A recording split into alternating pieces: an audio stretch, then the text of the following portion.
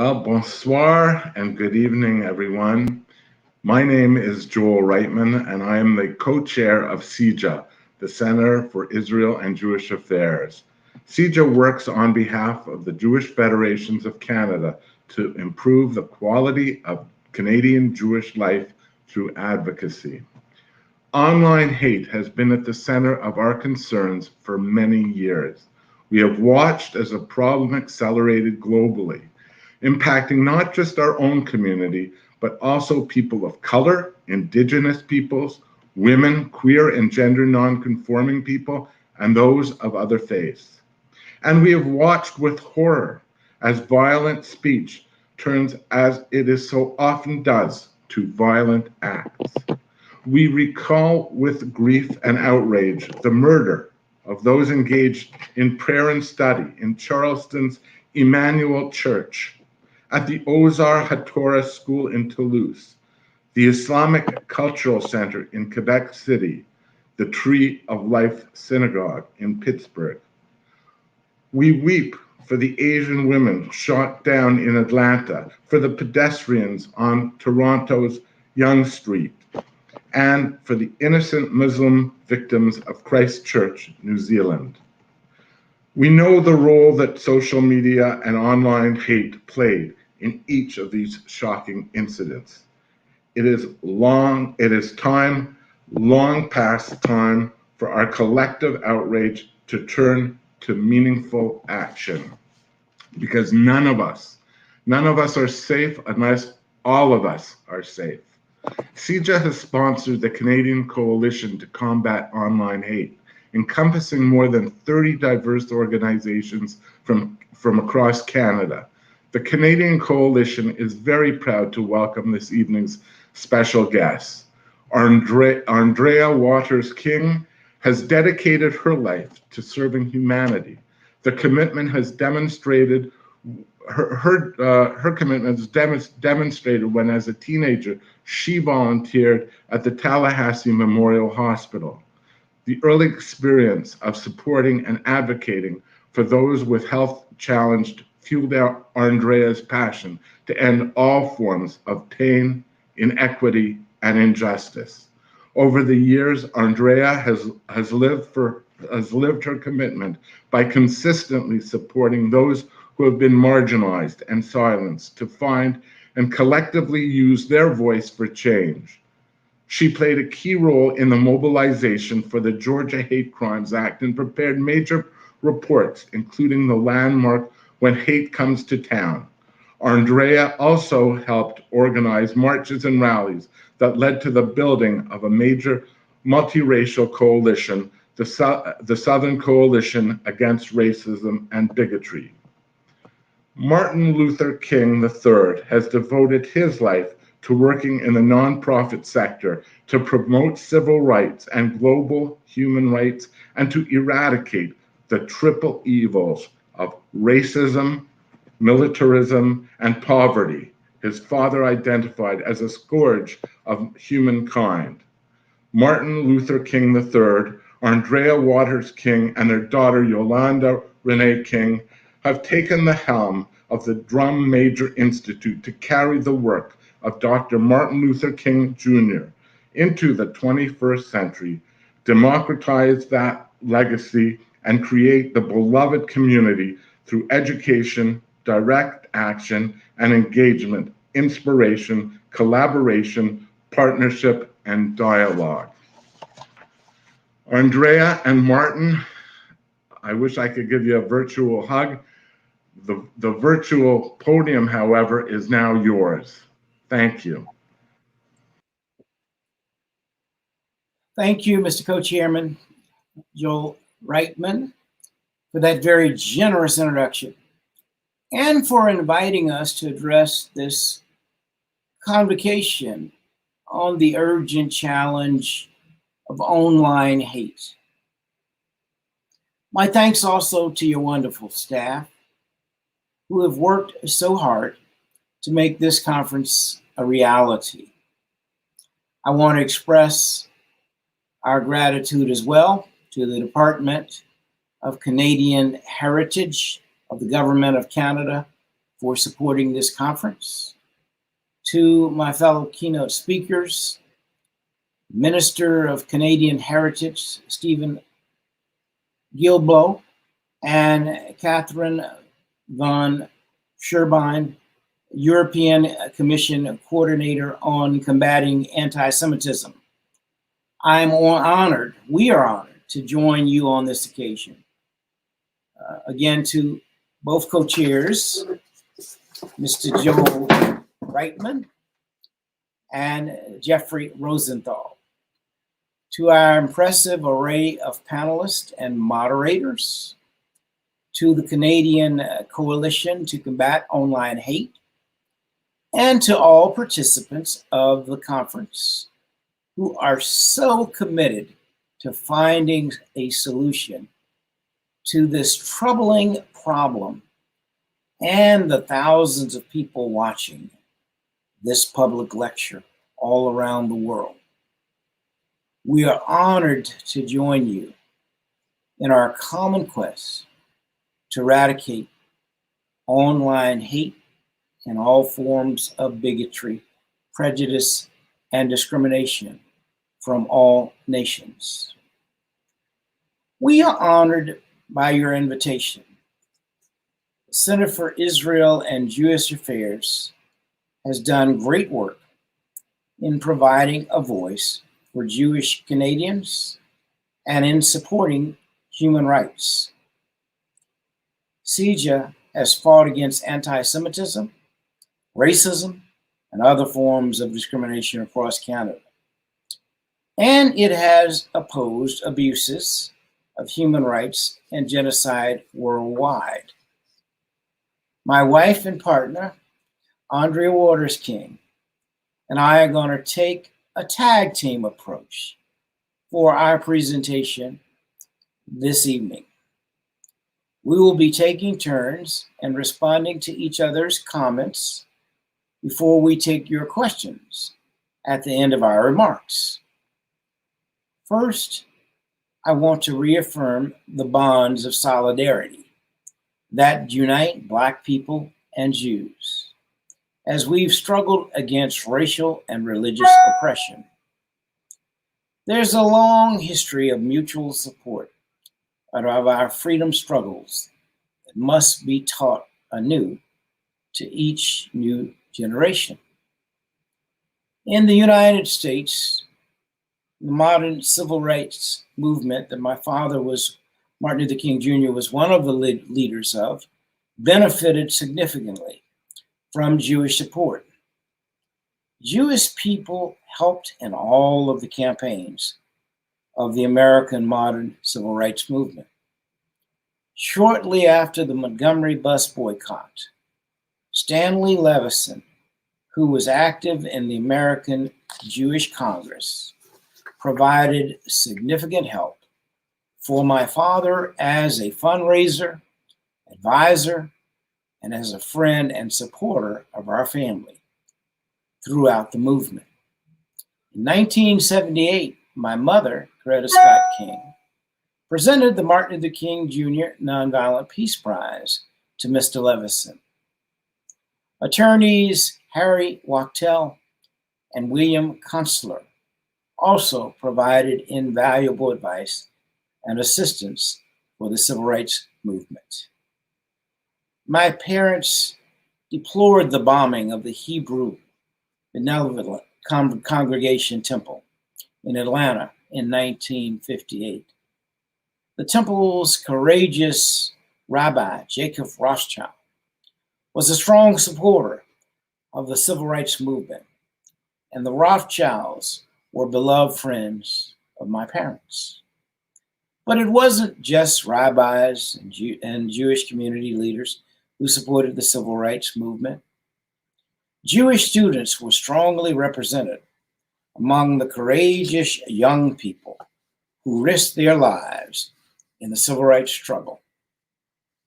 Two young men of Jewish heritage, Andrew Goodman and Michael Swerner, became martyrs in the civil rights movement during the voting rights campaign, along with a young African-American man named James Chaney. As my mother, Coretta Scott King, said, their sacrifice was part of the currency that purchased the freedom every African American today enjoys. Their names are emblazoned in bold type in the story of the African American freedom struggle. Back in the early 1960s, my father traveled across the US on a public speaking tour in which he put out the call to college students and young people to come to the southern states and volunteer as nonviolent activists in the civil rights movement. As you might imagine, the young people who answered his call and made their way to the South were some of the finest, bravest, and most morally serious young people of their generation. Many young Jewish men and women were active in the campaigns of the civil rights movement, including an estimated 1/3 of the white student volunteers of SCLC's SCOPE project. Quite a few of these courageous young people endured beatings, jailings, and threats, several at gunpoint, as they registered voters in the segregated South during 1965 and 1966. Many of them left the comfort of their universities and promising careers to risk their lives to endure a season of suffering and service to help make democracy a reality for Black citizens. In my book, all Americans of good conscience, especially African Americans, should hold them in high esteem for their courage and commitment to racial justice. In his 1963 letter from a Birmingham jail, for example, my father wrote, the rabbis of Jewish congregations took their places on the front lines as the Old and New Testament ethic of social justice flamed with a fire that had once transformed the world. In Mississippi in 1964, Mickey Swerner and Andrew Goodman paid the highest price along with their Black brother, James Chaney. I am filled with gratitude and reverence for their sacrifice and their exemplary passion for justice and equality. Also in 1964, 16 rabbis were arrested in a nonviolent protest supporting the civil rights movement's desegregation campaign in St. Augustine, Florida. A year later, in 1965, my father was deeply honored and moved when the great Rabbi Abraham Joshua Heschel joined him in the front line of the historic March for Voting Rights in Selma, Alabama. 5 other rabbis joined the march as well. In 1968, my father spoke out in support of Israel. He said, peace for Israel means security, and we must stand with all our might to protect her right to exist, its territorial integrity, and the right to use whatever sea lanes it needs. Israel is one of the great outposts of democracy in the world, and a marvelous example of what can be done, how desert land can be transformed into an oasis of brotherhood and democracy. Peace for Israel means security, and that security must be a reality. When I visited Israel in 2010, I was delighted to learn that the Jewish National Fund had created a forest in Galilee named after my mother, Coretta Scott King, which will have more than 10,000 trees. And to me, this is very meaningful and a moving tribute, and one which will benefit the environment for generations yet unborn. And back in 1976, the Jewish National Fund planted 39 trees, one for each year of the life of my father, Martin Luther King Jr. And that forest also now includes thousands of trees. In 1987, I was honored to plant a tree in that forest.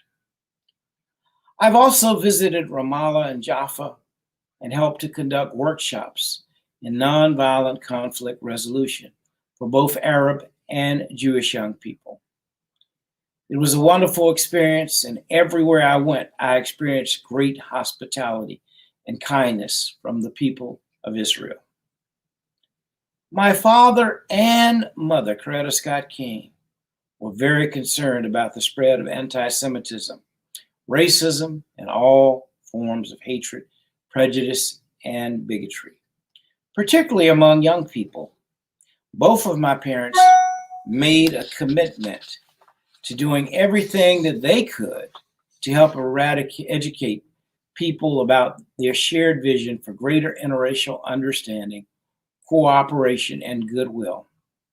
And long after my father was assassinated, my mother continued to speak out against anti-Semitism and remain active in building the Black Jewish Coalition for Social Justice and Human Rights in Atlanta and throughout the world. Now, at this point, I will turn our presentation over to Arndrea Waters King, after which I will speak again. Andrea is not only my wife and partner in all that I do, as well as an extraordinary mother of our daughter, Yolanda Renee King. She also has extensive expertise in our topic today, having worked at the Center for Democratic Renewal for many years. She will tell you more about the vital work of this organization in challenging the spread of hate and violence, and she will share some of our ideas about how we can reduce online hate and violence. Thank you, Martin, for introducing me and for your encouraging words. I am very proud of you as well, and I am inspired by your tireless commitment to carrying forward the unfinished work of both your father and mother. As a champion of human rights all over the world, you have carried their message of hope and challenge to many different countries, most recently our North American neighbor, Mexico. And through it all, you have been a loving husband and father. Thank you also, Martin, for sharing that moving history of mutual respect and support between Black people and our Jewish brothers and sisters. Truly, our destiny and struggles for freedom, dignity, and human rights are intertwined in our past and present, and will continue to be linked in the future. I too greatly appreciate this opportunity to participate in this critically important forum on online hate. It is a subject that I care deeply about as a parent, but also as a former organizer for the Center for Democratic Renewal, which is and was one of the most active anti-hate groups in the United States. The Center for Democratic Renewal emerged from the National Anti-Klan Network, and it played a central role in monitoring and reporting on the activities of hate groups. The CDR, as we call it in shorthand, also developed a broad range of educational programs to combat hate groups, always in the spirit of nonviolence, that empowered the American Civil Rights Movement. Our co-founders, the Reverend C.T. Vivian and Ann Braden, had extensive experience with hate groups, and both of them were often targeted by them, but never did they back down, despite repeated threats against them. Reverend Vivian died last year, and Ann Braden passed in 2006. but their respective legacies of courage and commitment continue to inspire all of us who worked at CDR to educate and mobilize the public against the threat of hate groups. During my tenure at CDR, I organized the first national conference on hate crimes and hate violence. I also became deeply involved in mobilizing public support for the Georgia Hate Crimes Act and prepared the landmark publication When Hate Comes to Town, among other resources in our campaign to end hate and violence.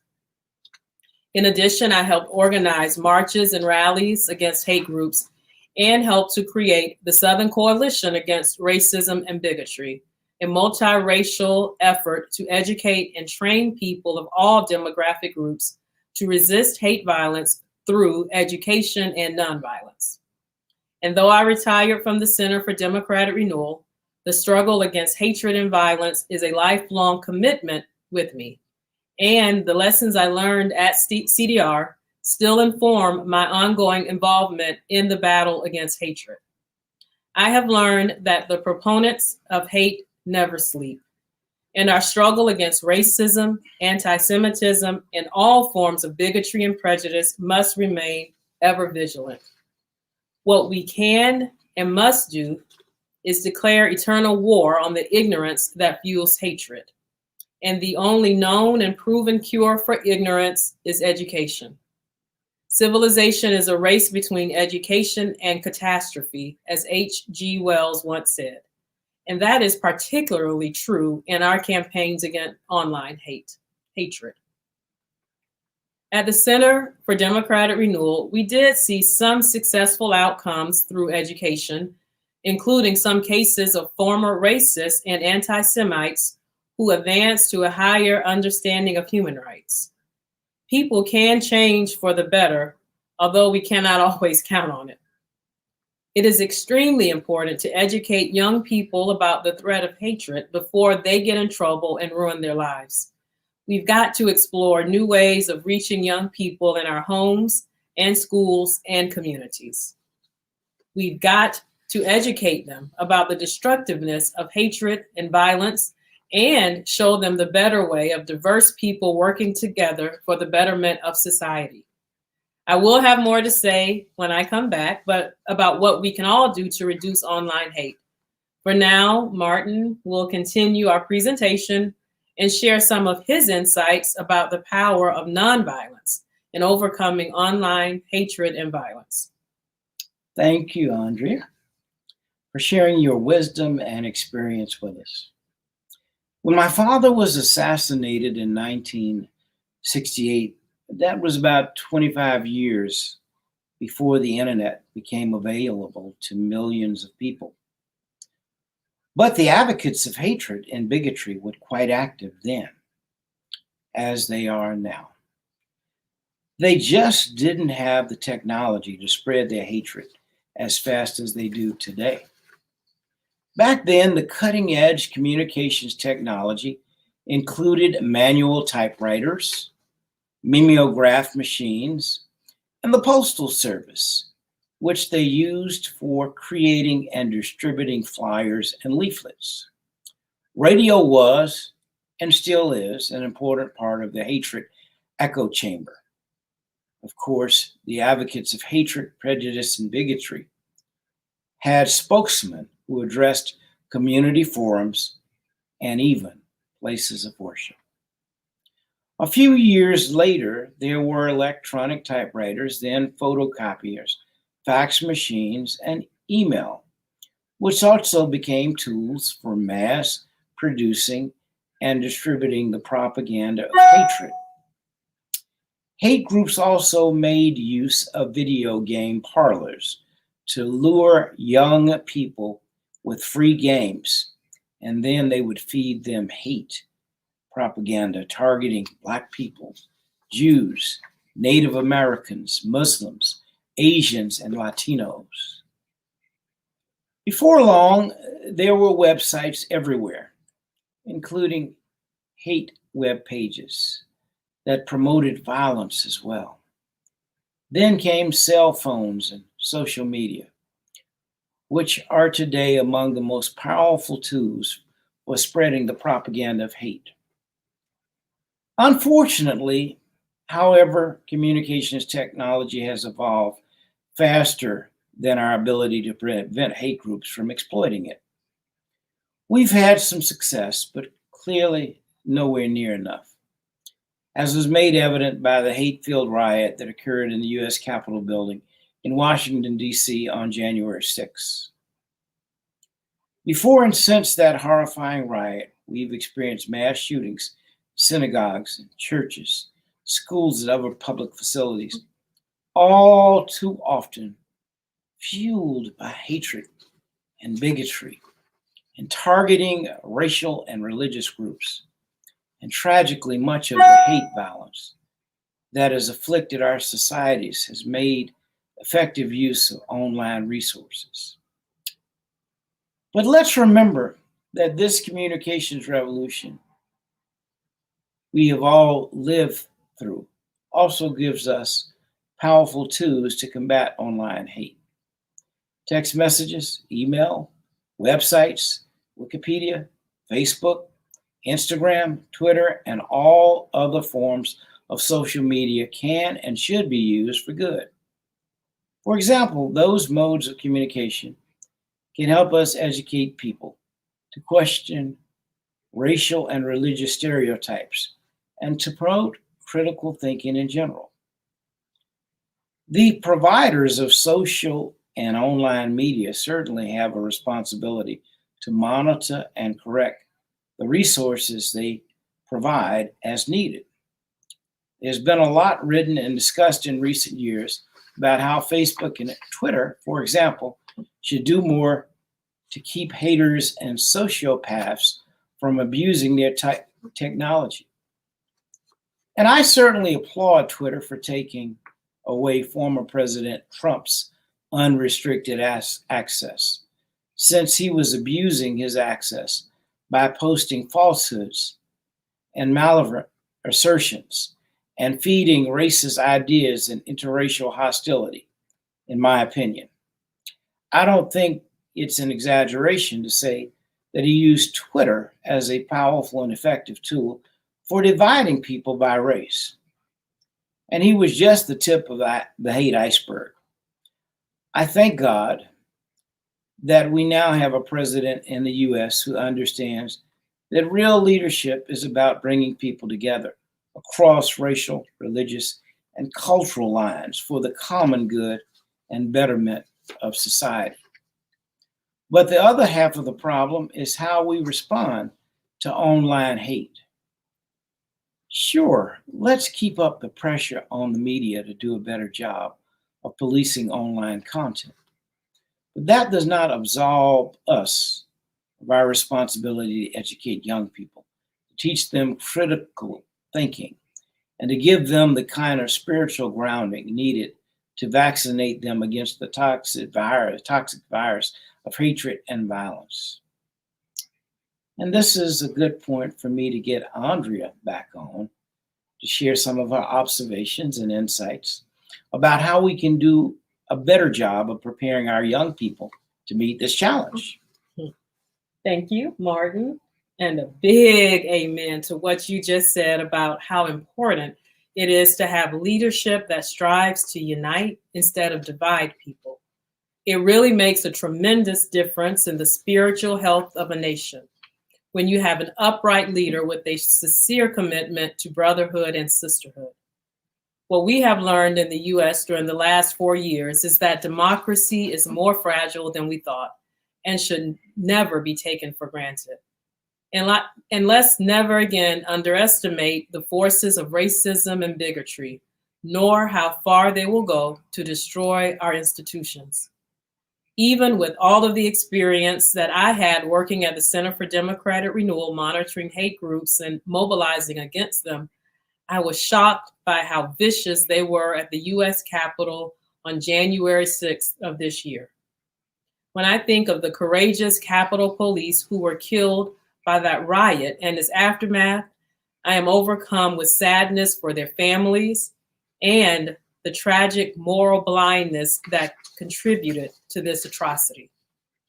We saw Confederate flags and T-shirts glorifying the Holocaust among the rioters. Most disgraceful of all, several U.S. senators openly applauded their actions and still do, to this very day, with the shameful complicity of our former president. And all of it was supported by online hate. Let that be a lesson for us all, that our vigilance against anti-Semitism and racism must be increased and never again relaxed to the point where we are shocked. And as a mother of a 12-year-old daughter, I look to the future with both concern and hope. Of course, I am concerned that the threat of ignorance, hatred, and violence are still very much with us. Online hate is still a force with which we must reckon and overcome if we want democracy to survive and sisterhood and brotherhood to prevail. With respect to social media, for example, I run a pretty tight ship in our home. That means very little, almost zero social media for 12-year-olds, especially our daughter, Yolanda Renee.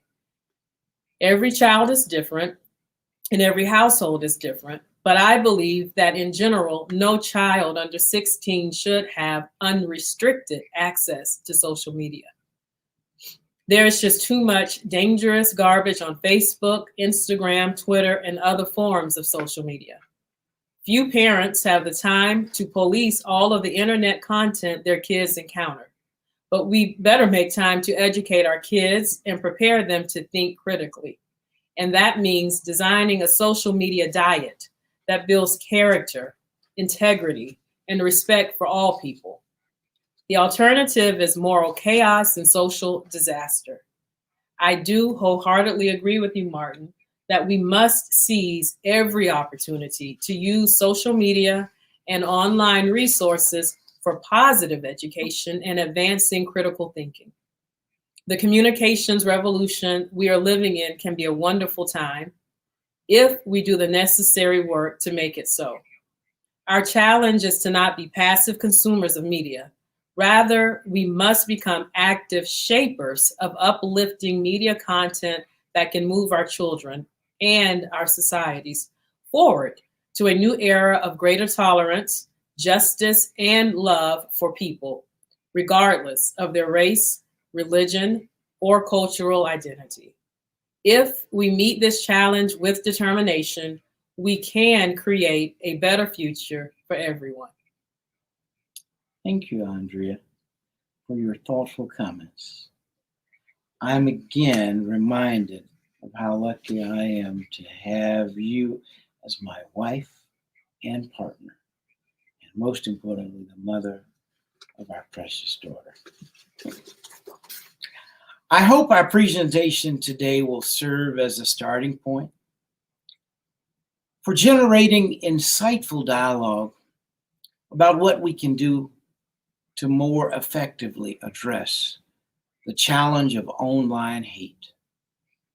Above all, I believe we must keep faith that the message of love and goodwill towards all humanity must be the bedrock principle that unites us as we move forward into the future. And as I conclude my remarks, I thank all of you for listening to us. My hope that the religious and political leaders of all faiths and all nations will one day come forward from the shadows like the rabbis in St. Augustine and call for an end to hatred and violence and the beginning of a new era of tolerance, understanding, and unity among all people. In a world riven with strife and great suffering, this may seem like a grandiose dream, but we must keep abiding faith and hope that God did not put us here to dream small dreams, Let us therefore go forward into the future with an ever increasing determination to turn this beautiful vision of hope and opportunity into a reality. With this commitment, we can create the beloved community of my father's dream, where people of all races, religions, and nations can live together in a luminous spirit of goodwill, peace, and harmony. I always close with words of my dad and impressions of an experience from my mother. My father used to say that the ultimate measure of a human being is not where one stands in times of comfort and convenience, but where one stands in times of challenge and controversy. He went on to say that on some questions, cowardice asks, is position safe? Expediency asks, is a position politic? Vanity asks, is a position popular? But that something deep inside called conscience, ask, is a position right? So sometimes we must take positions, he said, that are neither safe nor popular nor politic. But we must take those positions because our consciences tell us they are right. And so as a world community, we should probably more allow our consciences to be our guides, because generally they won't fail us. And finally, my mother used to take me to an undergraduate institution called Antioch College in Yellow Springs, Ohio. And on that campus was a statue of the educator Horace Mann. And under that statue was the inscription that said, "Be ashamed to die until you won a victory for humanity." I think I first saw that when I was 14. But I went subsequent times to the campus with her, and maybe once or twice by myself. And I started evaluating those words, "Be ashamed to die until you won a victory for humanity." So, oh my goodness, those words are awesome. And I said, it seems incomprehensible. It's too broad. If I had a corporation, I could do something. If I was the head of state, I could do something. But no, I began to break those words down. And I said, you can win a victory on your street. You can win a victory in your neighborhood. Some of us will win victories in our cities. Some of us may win victories in our provinces. Some may even win victories in our nation. And then some may even win victories for our world. All those words mean, though, are be ashamed to die until you've done a little something to make the world in which we all must live a little better than it was when you arrived. We'd like to thank you and say that God bless you to each and every one of you who've tuned in this evening. Thank you. And I see the first question, so I think I will go ahead and read it before we answer it. On a panel earlier today, a panelist said that haters try to divide us, pitting different groups against each other, and they use the web to do it, spreading lies. How can we defeat those who want to divide our societies? What is the best way to create the beloved community, the beloved society online that MLK Jr. spoke so eloquently about? Should I? Yes. Well, one of the things that is always our North Star, our guiding point, is that there were 6 principles that Martin Luther King Jr. There's 6 steps, and 5 principles. And to understand those principles is the foundation for that which he and Coretta Scott King and so many others actually went out and changed our world and our society. And the very first of those principles is an understanding of the interconnectedness of all humankind. I think that it's very interesting to me that is the beginning point, that is almost the base, the foundation for the belief and the work and the philosophy is the acknowledgement that we are all linked together, that we all are sisters and brothers in various forms. And with that knowledge and that commitment strengthens us to continue to go out and continue to do the work that we do. Another thing that we firmly believe is that this work is based on collective responsibility and not collective guilt. And always coming from that standpoint as a way of uniting and creating the building of the beloved community.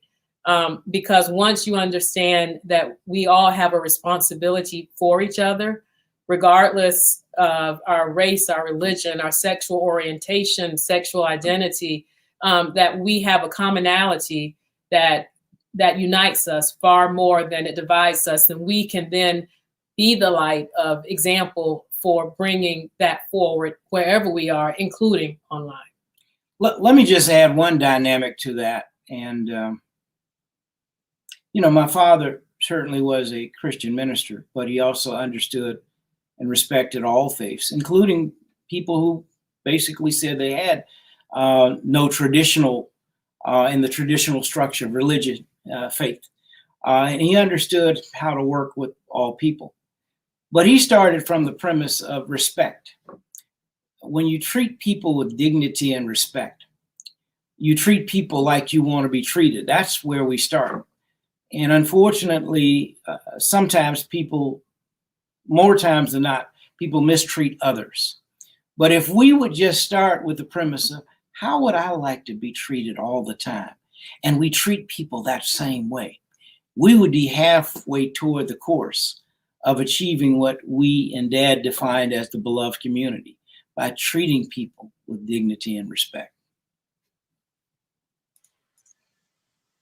Mr. King, Miss Arndrea Waters King, my name is Martin Sampson. We met briefly before the speech. First thing I have to do is just relay all of the thanks that are coming in. We're getting a lot of people that are just simply saying thank you. So I wanted to relay that. Your very moving words. I do want to pose one question from a very good friend of ours, Akash Maharaj at the Mosaic Institute, who writes, "Thank you for your address. Both of you spoke of the power of intercommunity alliances in the 1960s in making the civil rights movement possible. It feels like the 2020s have brought civil rights back to the fore.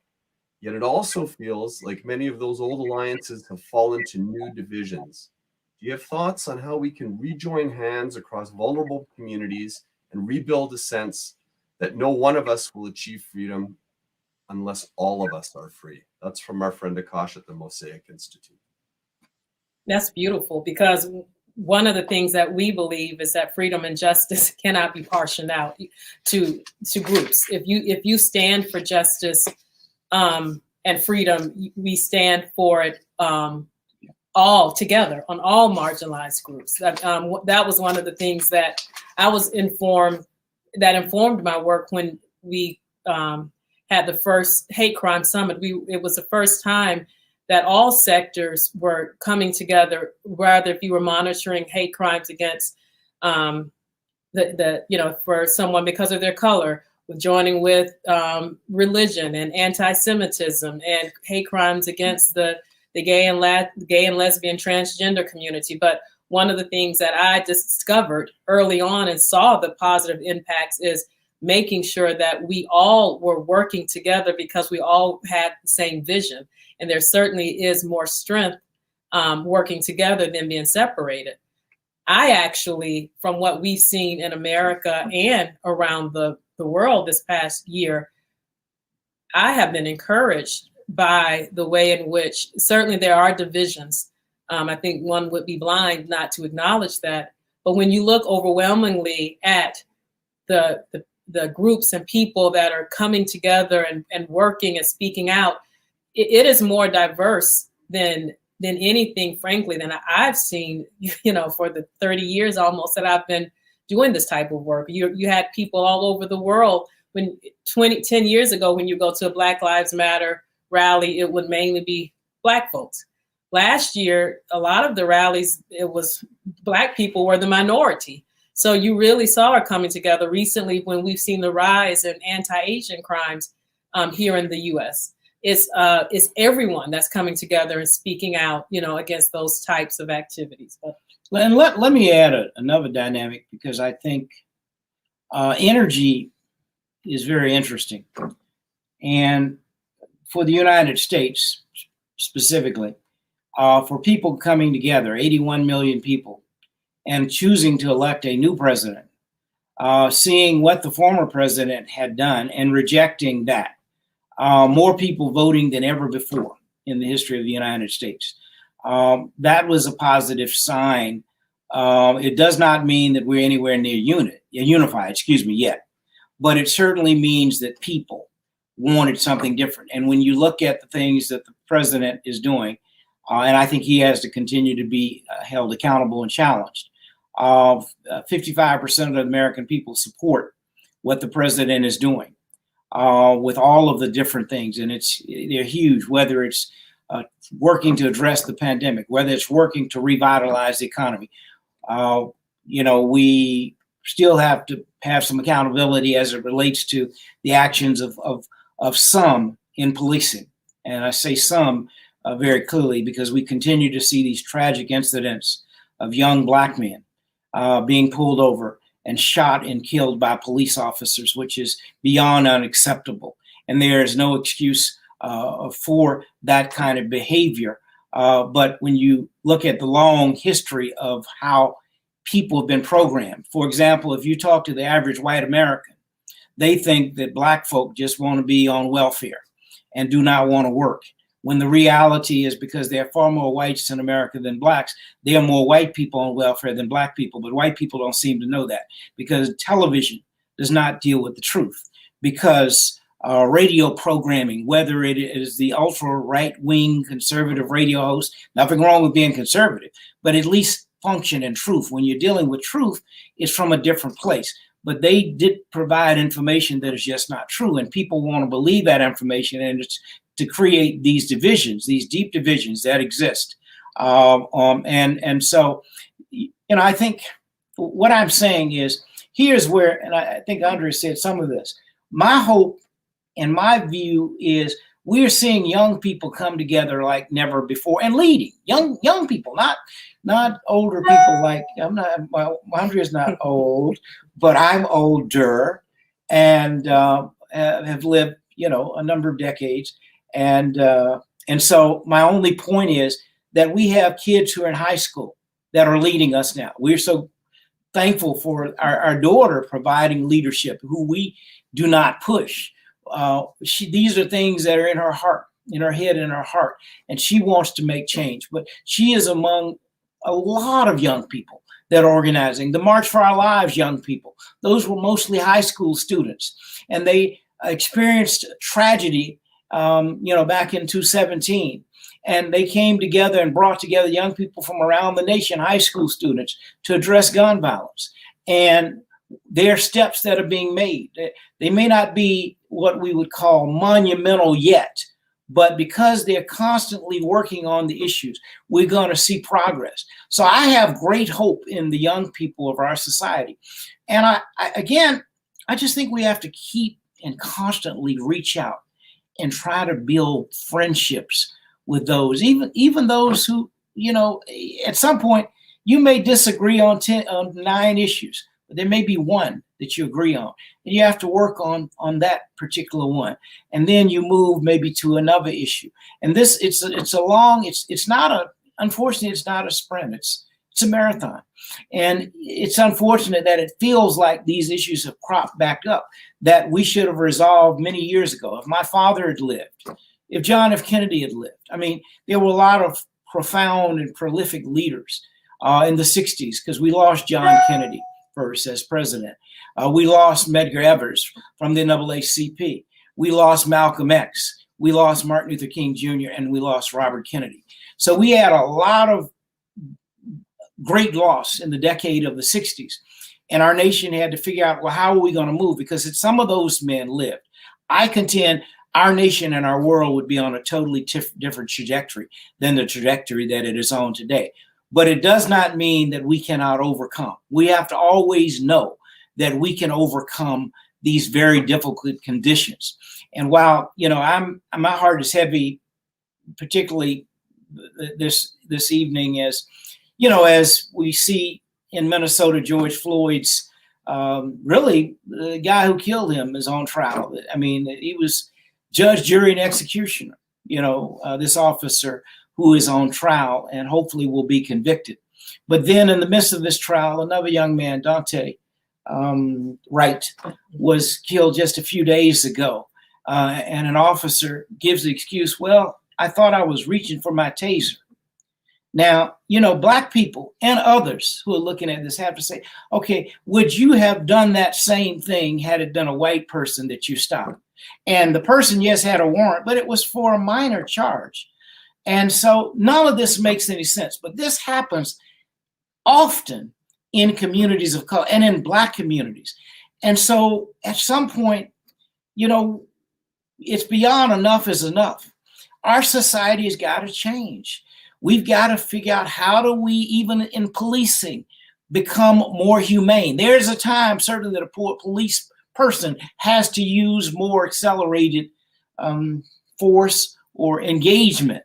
But, you know, every situation or many situations someone is getting killed, that's just unacceptable.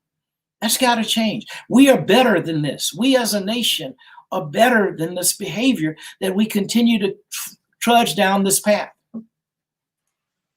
Hear, hear. We have a lot of questions coming in, but I think we really only have time for one more. We don't want to impose on your goodwill. So I'm going to, before we invite Joel to say a formal thank you to you, I'm going to ask you one more question, which is this.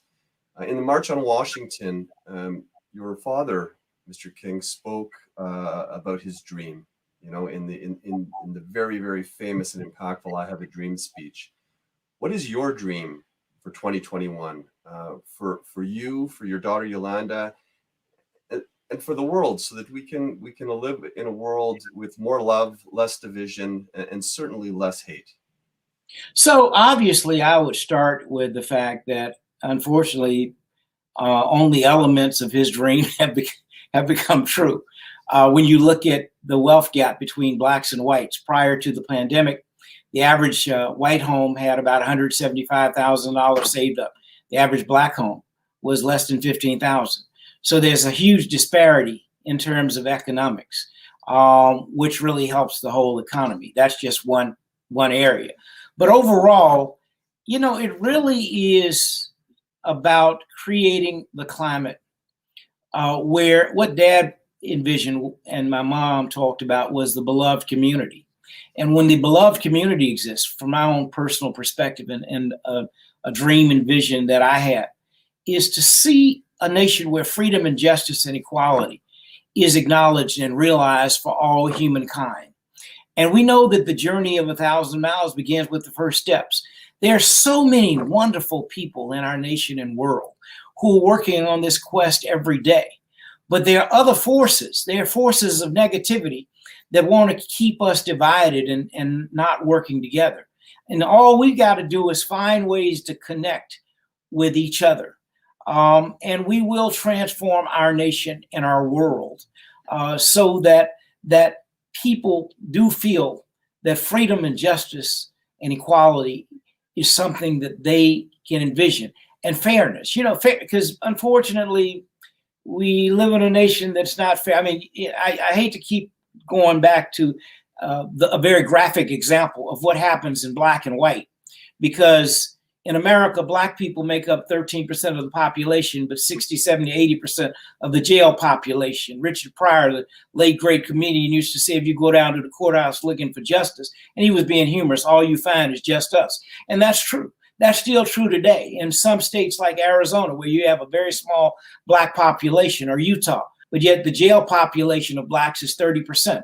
That's not because Black folk are committing all the crimes, but because Black people are targeted and profiled more often. So, but all I'm saying is that please forgive me for seeming to go in a direction, and again, as I said, to characterize it as black and white, because it's much bigger than that. There are issues of hatred that exist in every community, and those issues we must join together to address so that we can create the beloved community of freedom, justice, and equality for all humankind.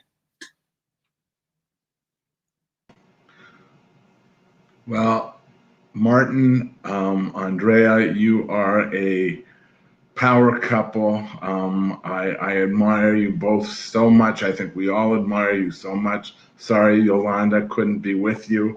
But thank you so much for such a moving and important conversation.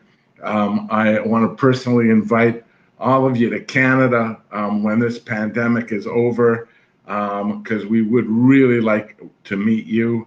You know, times are very, very scary. A generation ago, the Reverend Dr. Martin Luther King Jr. inspired people from all races and backgrounds with a call to collective action. The urgency of that call has not diminished in the more than half century since he was taken from us. Jewish tradition teaches us that while we are not obligated to complete the work of perfecting the world, neither are we permitted to desist from our efforts to do so. On behalf of the Canadian Coalition to Combat Online Hate, we thank you for providing such meaningful models for what that principle means in practice. Thank you both so very, very much, and a very safe and good year to you. Thank you.